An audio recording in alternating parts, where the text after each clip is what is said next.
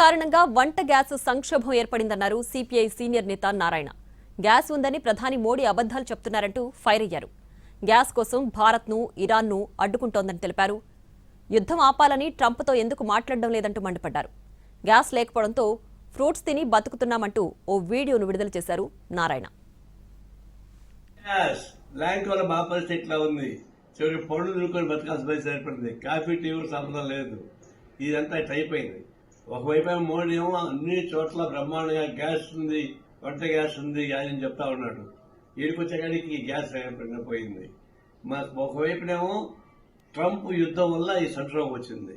కానీ భారత విదేశాంగ మంత్రి ఇరాన్ పోయి అడుక్కుంటున్నాడు కానీ ట్రంప్ పోయి మాట్లాడడం లేదు. అంటే యుద్ధం చేసేవాడిని ఆపకుండా మన ఆయిల్ సప్లై చేసేవాడు దెబ్బతింటుంటే ఆయనకి పోయి అడుక్కుని యుద్ధం ఆపని చెప్తాంటే ఎట్లా ఇది అని ఇంత అన్యాయం పరిస్థితి భారతదేశం ఏర్పడిపోయి ట్రంప్ను కంట్రోల్ చేయకపోతా ఉంది. చివరికి మోడీని పూర్తి అబద్దాలు చెప్పి ప్రచారం చేస్తున్నాడు. No gas.